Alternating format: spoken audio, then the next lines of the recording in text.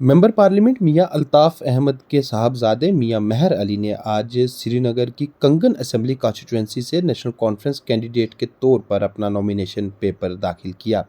Returning officer कंगन assembly constituency के दफ्तर में पहुंचकर मियां अल्ताफ अहमद के हमरा मियां मेहर अली ने अपना नॉमिनेशन पेपर दाखिल किया, जिस दौरान जम्मू कश्मीर नेशनल कॉन्फ्रेंस के वाइस प्रेसिडेंट व former chief minister Omar Abdullah भी उनके हमरा थे।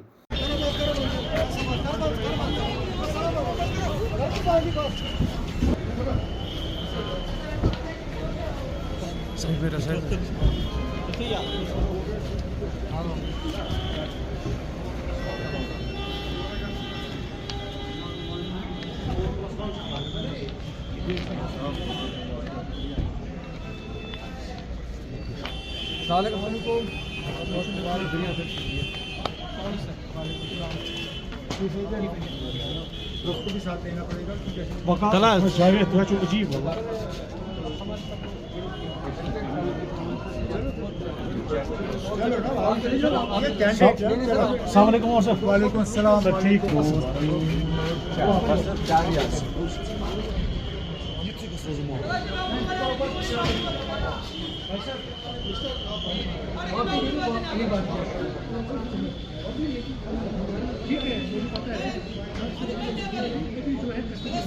अब वालिद साहब ने भी इलेक्शन में हर किसी को मेहनत करनी होती है। ये सही बात है कि हमारे नौजवान साथी जो हैं वो लोगों की खिदमत करने की तमन्ना रखते हैं। लोगों की खिदमत करने का जज्बा इनको विरासत में मिली है, लेकिन ये भी जानते हैं कि इलेक्शन में जीतने के लिए तो सबसे पहले अल्लाह ताला की मंजूरी होनी चाहिए।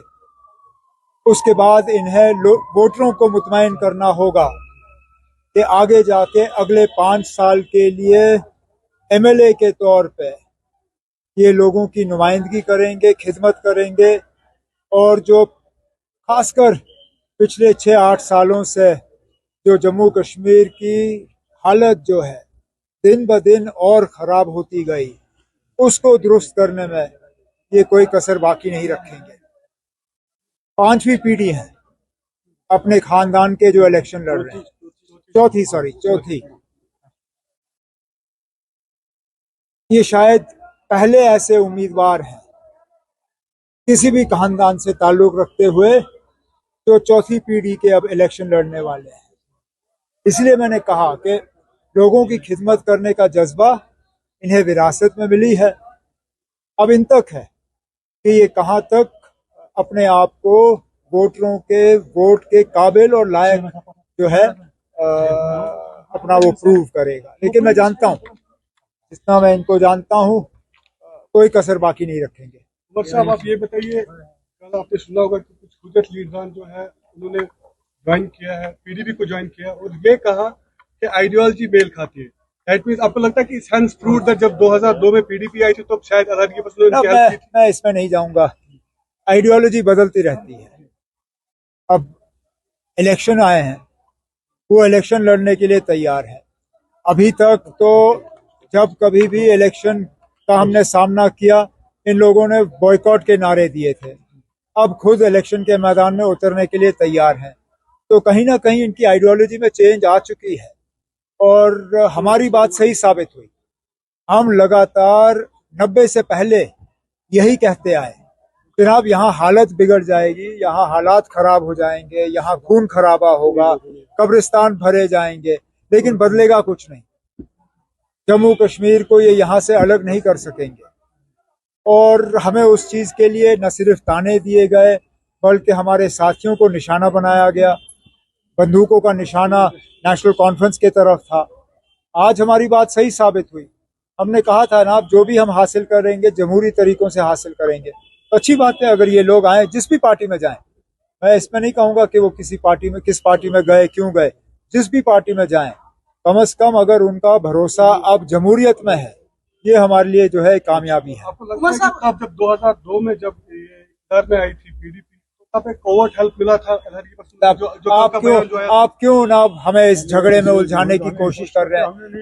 आपकी ये कोशिश है कि कहीं ना कहीं मैं ये कहूं कि पीडीपी और इन लोगों का उस वक्त भी जो है एक संबंध है। मैं ये आज कहने के लिए तैयार नहीं हूँ। पीडीपी ने उस वक्त इलेक्शन लड़े, आज फिर इलेक्शन लड़ रही है, अच्छी बात है। सवाल है कि आपका मैनिफेस्टो हमने देख लिया है, तो उसमें शराब की दुकानों को लेकर यहाँ पे जो शराब की दुकानें खोली गई, उसका नेशनल कॉन्फ्रेंस का क्या स्टैंड रहेगा? आप हुकूमत आने दीजिए। हमने पहले ही कहा है कि अंधाधुंध जो इन्होंने खोलने का काम किया है उस पर रोक लगनी चाहिए और इसको रिव्यू किया जाना चाहिए, और इससे आगे मैं फिलहाल कुछ नहीं कहूँगा। एक्स गवर्नर थे हमारे सत्यपाल मलिक, उन्होंने कल इंकिशाफ किया कि जो राम माधव की अपीयरेंस है यहाँ पे, वो शायद बीजेपी और पीडीपी के दरमियान जो गठबंधन है उसके लिए यहाँ पे कोशिश कर रही है। वो तो इस चीज को बेहतर जानते हैं, क्योंकि बीजेपी के साथ सत्यपाल मलिक साहब के करीबी ताल्लुकात थे। उन्होंने ही उनको यहाँ गवर्नर भेजा, और 2019 में जो हुआ वो सत्यपाल मलिक साहब के हाथों से ही हुआ। अब राम माधव साहब यहाँ क्यों आए, किस लिए आए, ये मैं नहीं कह सकता हूँ। ये जवाब तो बीजेपी ही दे सकती है। लेकिन इसमें कोई दो राय नहीं है कि अगर किसी एक पॉलिटिकल पार्टी के साथ राम माधव साहब के अच्छे ताल्लुकात हैं, वो पीडीपी है, क्योंकि राम माधव साहब ही जिम्मेदार थे उस वक्त पीडीपी और बीजेपी को एक प्लेटफॉर्म पे लाने की। अलायंस उन्होंने कराया, शायद इसलिए उनको दोबारा वापस लाया गया है। कोशिश करेंगे अलायंस कराने की। पहले तो उन्हें सीटें मिले, फिर हम बात करें।